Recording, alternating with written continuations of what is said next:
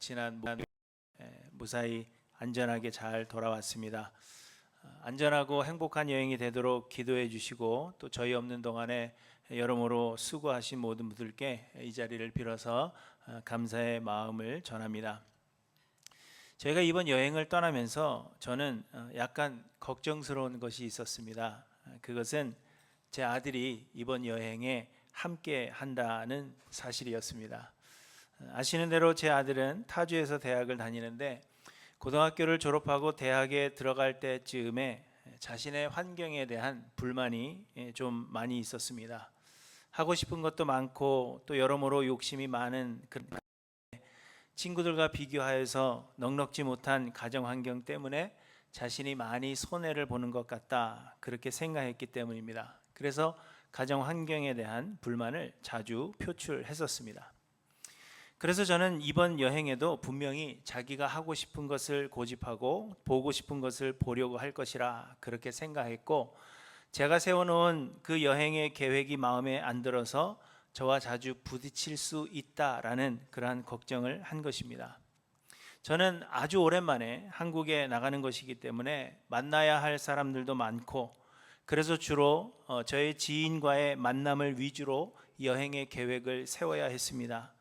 먼저 제 고향에 가서 고향의 어르신들을 만나 인사하고 아버지 산소에 다녀와야 하고 또 친지들을 만나야 했고, 또한 오랜 친구들과 또 미국에서 함께 신앙생활 한국으로 귀국한 성도님들도 만나야 했습니다.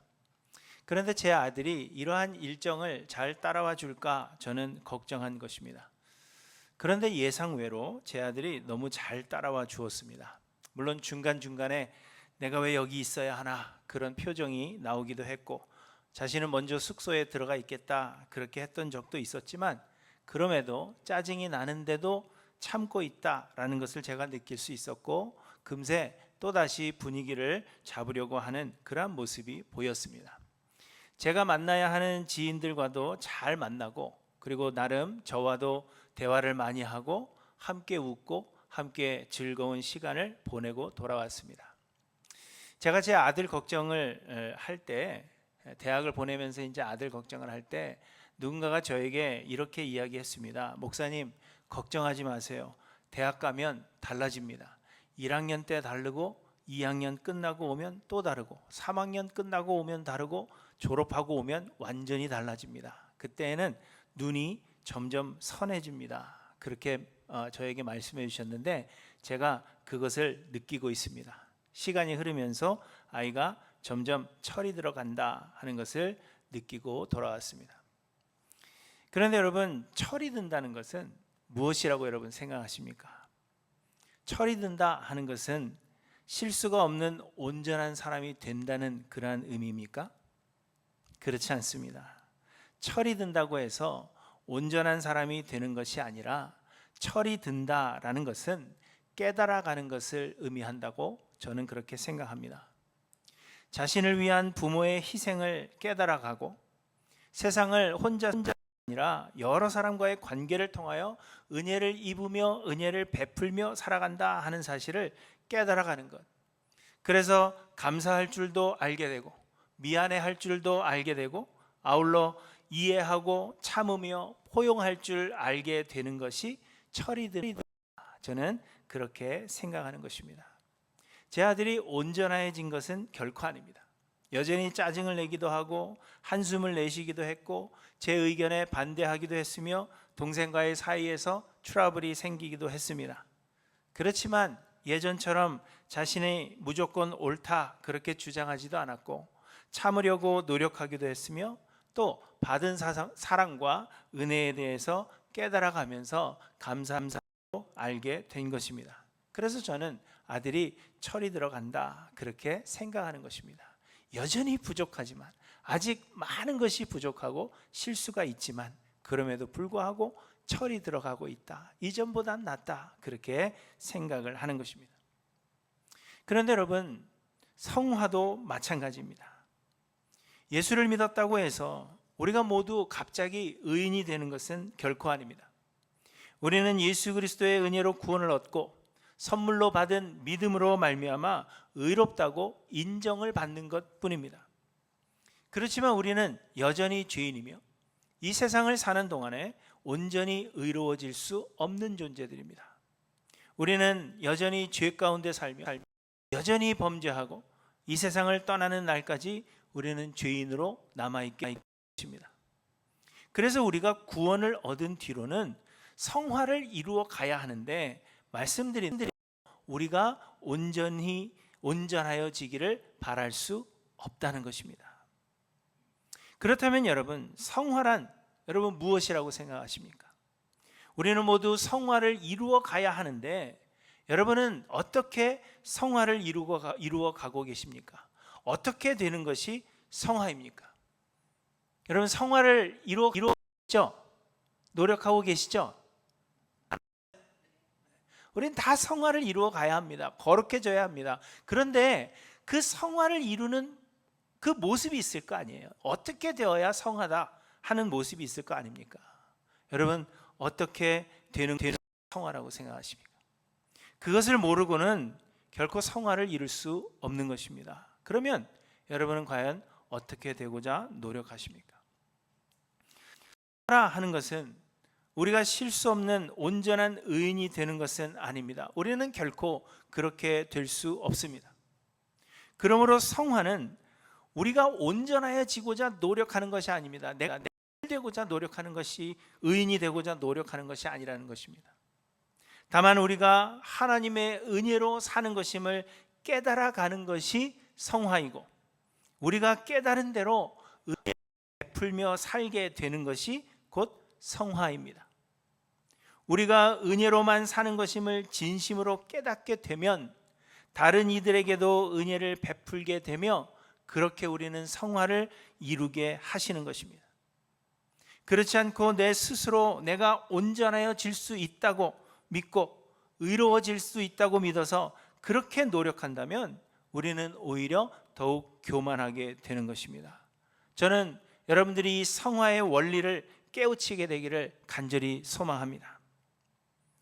우리가 의로우려고 노력해서 의로워지는 것, 그것이 성화가 아니라 우리가 하나님의 은혜를 깨달아 갈 때 우리는 성화를 은혜로 이루어가게 되는 것입니다. 이 원리를 저는 여러분들이 깨닫게 되기를 간절히 소망합니다. 오늘 본문에서 바울은 한 사람의 인생을 소개합니다. 18절부터 보시면 이렇게 말씀하십니다. 여러분, 이 말씀을 잘 생각해 보시기 바랍니다.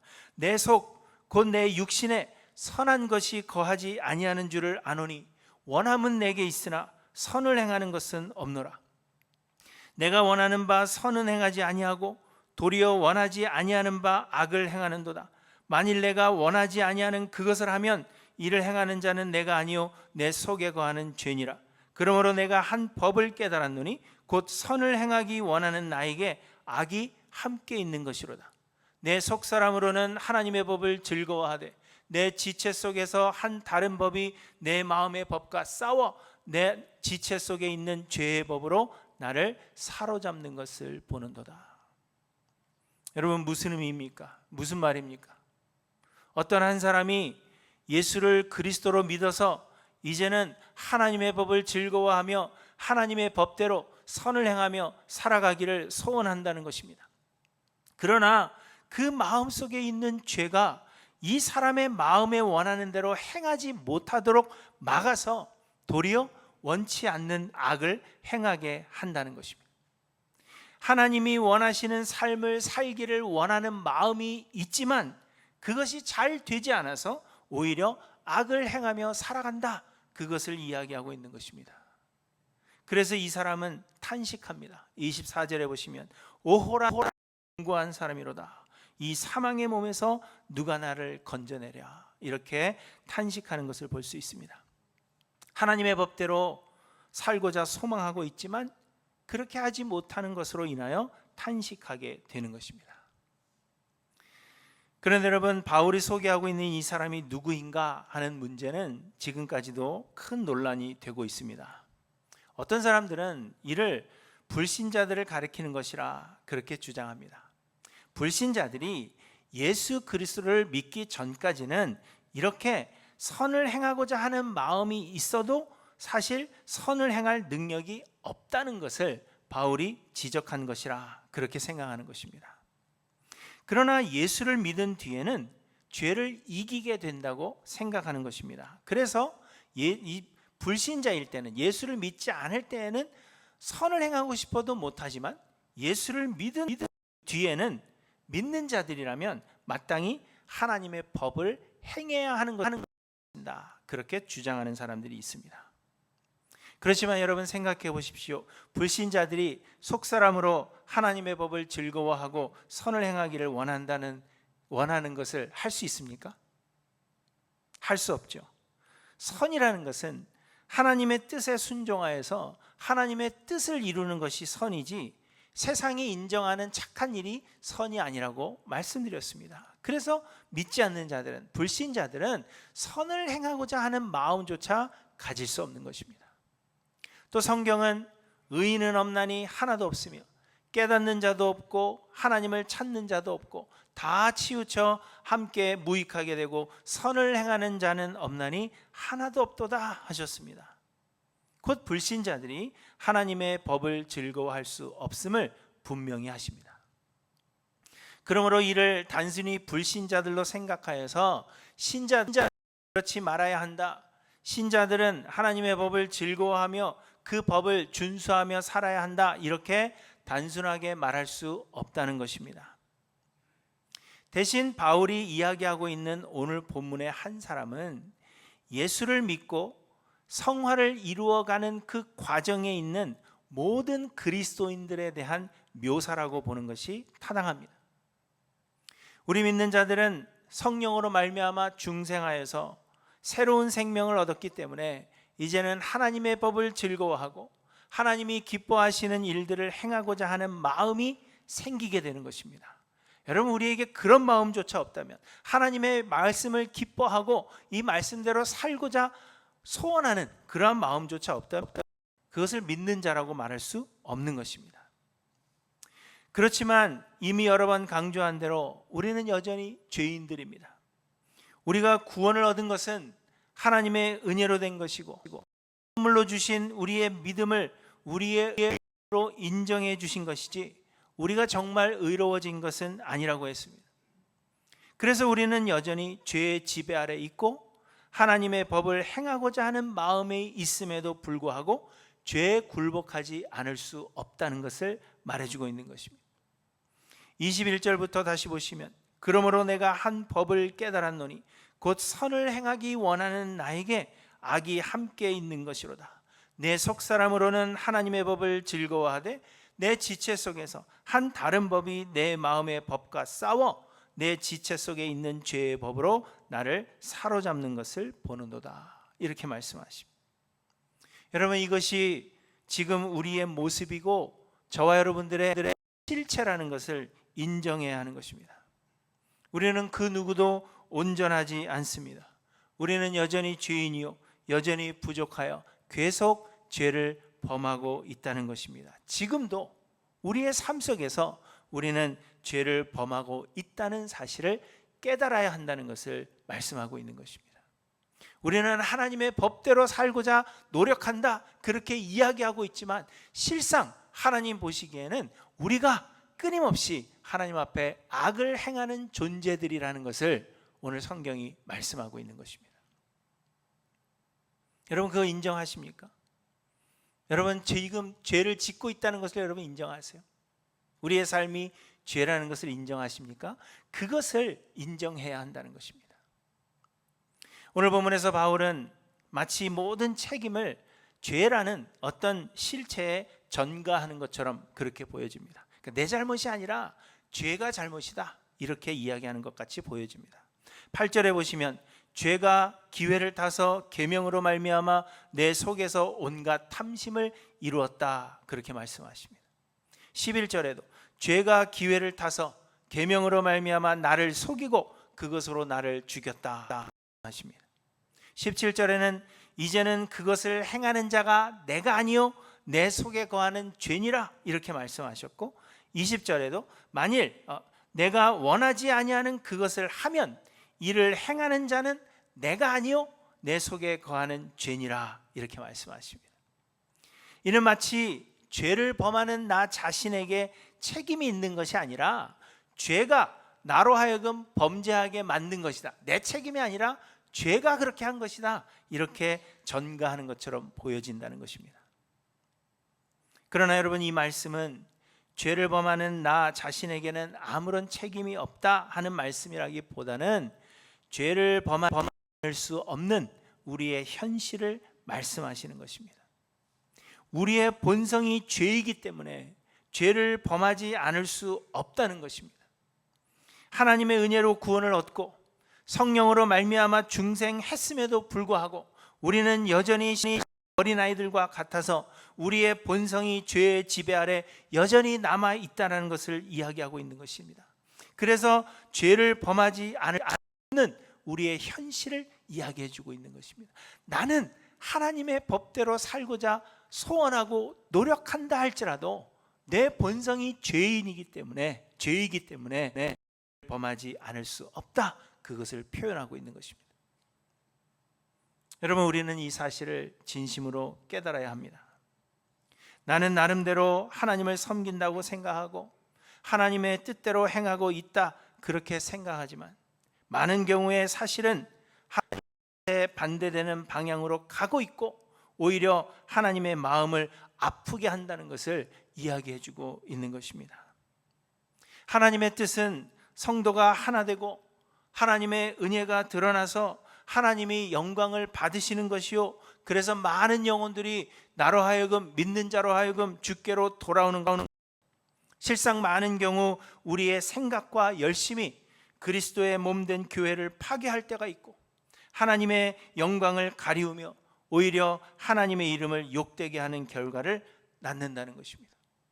나는 열심히 하려고 했는데, 나는 주를 위해서 산다고 그렇게 생각했는데 실질적으로는 하나님의 영광을 드러내지 못하는 일들이 일어나고 있다는 것입니다. 그것이 우리의 삶이라는 것입니다. 나도 모르게 그렇게 되고 있다는 것입니다. 여러분, 우리는 하나님의 법을 사랑하고 그 뜻대로 행하려 하지만 실상은 죄의 법 아래에 사로잡혀 있다는 것을 이야기하고 있는 것입니다. 우리는 이 사실을 깨달아야 하는 것입니다. 그래서 이 사실을 깨달은 사람은 그래서 애통해하며 탄식하게 되는 것입니다. 우리의 어쩔 수 없는 죄인된 모습을 발견함으로 인하여서 오호라, 나는 곤고한 사람이로다, 이 사망의 몸에서 누가 나를 건져내랴 탄식하며, 그래서 결국 우리의 구원이신 예수 그리스도 앞에 엎드리게 되는 것입니다. 그러할 때 우리는 우리가 하나님의 은혜로만 사는 것임을 진심으로 깨닫게 됩니다. 나는 아무런 공로가 없고 나는 비록 죄를 범하지 않을 수 없는 죄인이지만 예수 그리스도의 십자가 공로와 하나님 아버지의 조건 없으신 은혜로 말미암아 우리가 사는 것임을 진심으로 고백하게 된다는 것. 그리고 우리가 이 하나님의 은혜로 사는 것을 진심으로 깨닫게 되면 우리가 받은 그 은혜가 다른 사람들에게로 비로소 흘러가게 되는 것입니다. 여러분, 이것이 신앙의 성숙이며 성화이고 신앙의 철이 들어가는 것입니다. 성화를 이룬다 하는 것은 우리가 선을 행하는 것이 아니라 어찌할 수 없는 죄로 인하여 탄식하는 것이요, 그래서 은혜에 감사하게 되는 것입니다. 사랑하는 성도 여러분, 여러분에게는 이러한 탄식이 있는가 돌아보시기를 바랍니다. 오호라, 나는 곤고한 사람이로다, 이 사망의 몸에서 누가 나를 건져내랴, 이러한 탄식과 함께 여러분 애통해하는 것이 여러분의 삶 가운데 있는지 돌아보셔야 합니다. 나는 하나님을 섬긴다고 하지만, 나는 주를 위해서 열심을 낸다고 하지만 오히려 그것 때문에 사람들이 상처받고 교회가 파괴되고 하나님의 영광이 가리워지는 그 모습들을 우리가 발견해 가면서 오호라, 나는 곤고한 사람이로다, 누가 나를 이 사망의 몸에서 건져내랴 하는 애통함이 성화를 이루어가는 성도들의 삶 가운데서는 나타나야 한다는 것입니다. 왜요? 우리는 죄인이기 때문에. 나는 그렇지 않는다고 하더라도 여전히 우리는 죄를 범하고 있기 때문입니다. 그래서 성숙한 사람일수록, 성숙한 신앙인일수록 우리의 죄된 그 모습을 깨닫게 되고, 그래서 그것으로 인하여 애통해하며 탄식하지 않을 수 없다는 것을 오늘 성경이 말씀하고 있는 것입니다. 그러나 여러분, 이러한 탄식은 단지 탄식으로 그치지 않습니다. 저희가 이번 여행을 마치고 집으로 돌아오기 위해서 이제 공항으로 가는 길에 제가 제 아이들에게 물어봤습니다. 너네는 한국에 더 있고 싶니? 아니면 미국으로 가고 싶니? 그랬더니 저희 아이들이 뭐라고 대답했을까요? 더 있고 싶다? 한국에 있는 것도 좋았지만 이제는 빨리 집에 가고 싶다는 것입니다. 그래서 제가 왜 집에 가고 싶냐 물었더니 아이들이 모두 하는 대답이 내 침대에 눕고 싶어요. 이런 이야기를 했습니다. 그리고 저희 큰아들은 그 다음 날로 새벽에 LA로 돌아갔습니다. 저희 아이들의 침대가 수천 불 하는 그런 어떤 좋은 침대가 결코 아닙니다. 누가 쓰던 것 얻어서 제가 매트레스만 이렇게 바꾸어 준 것입니다. 그런데 한국과 일본에 있는 동안 버스와 지하철을 엄청나게 많이 탔고 무더운 날씨에 많이 걸어 다녀야 했습니다. 제가 지인들을 만나러 여러 지역을 돌아다녔기 때문에 며칠에 한 번씩 짐을 싸야 했고 또 몇 시간씩 그 짐을 들고 이동해야 했습니다. 아이들은 여기저기 가는 것이 힘들었고 며칠 머무는 그 숙소가 편하지 않았던 것입니다.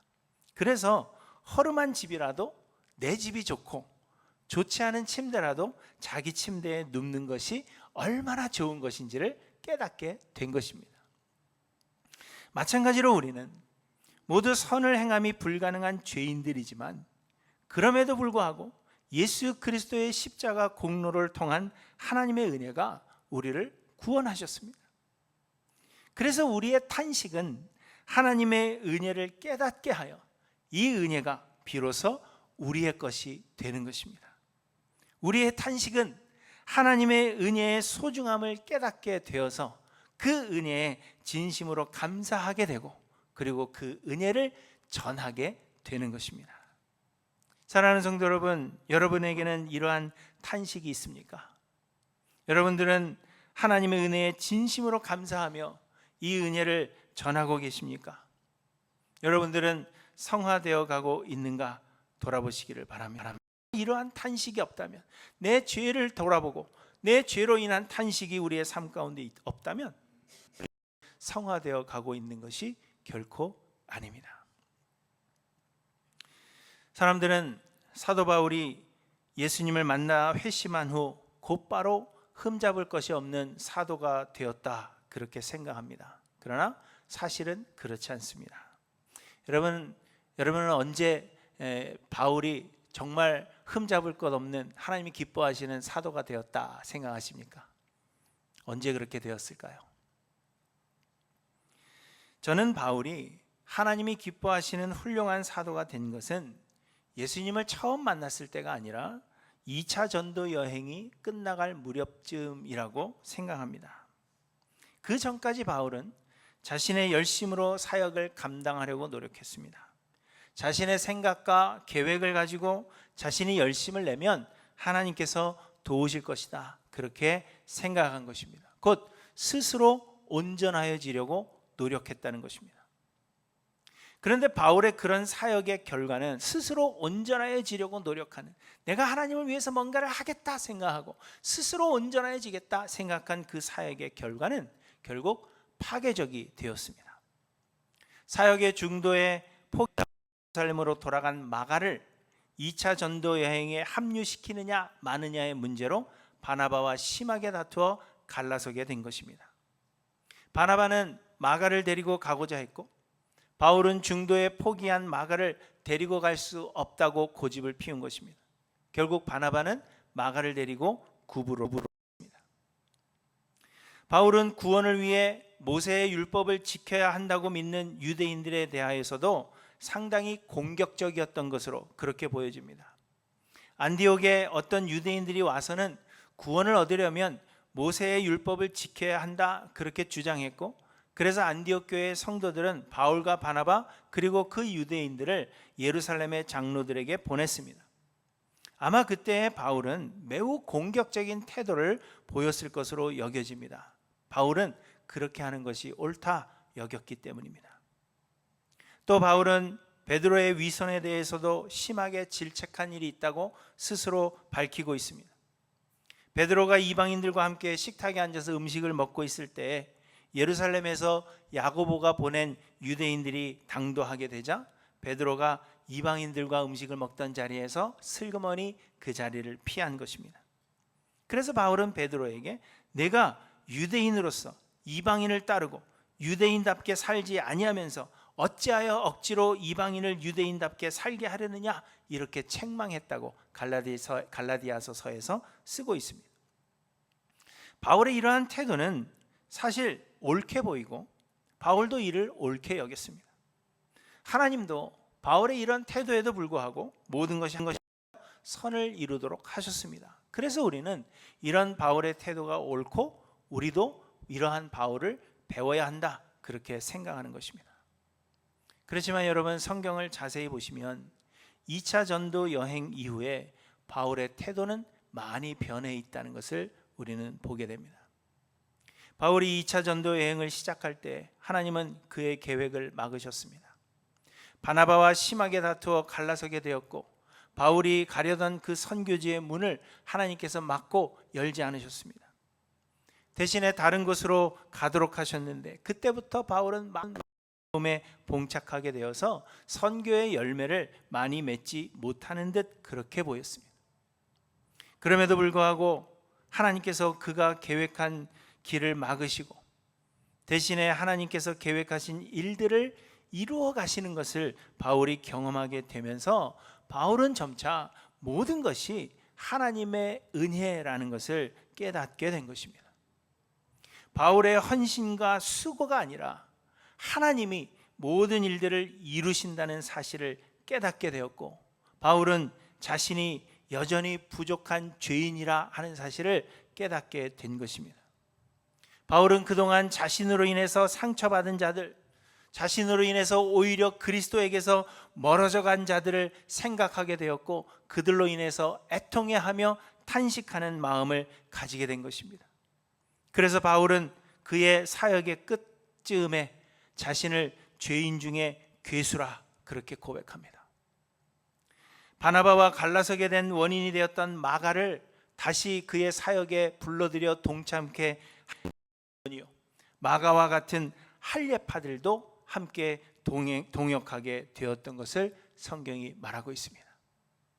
3차 전도 여행을 마치고 예루살렘에 갔을 때에는 유대인의 전통을 지켜야 할 필요가 없다라는 것을 가르쳐 왔음에도 불구하고 혹 시험에 들 사람이 있을까 하여 자신의 돈을 들여 유대인의 결례를 행하고 불필요한 논쟁을 피했던 것을 우리에게 말씀하고 있습니다.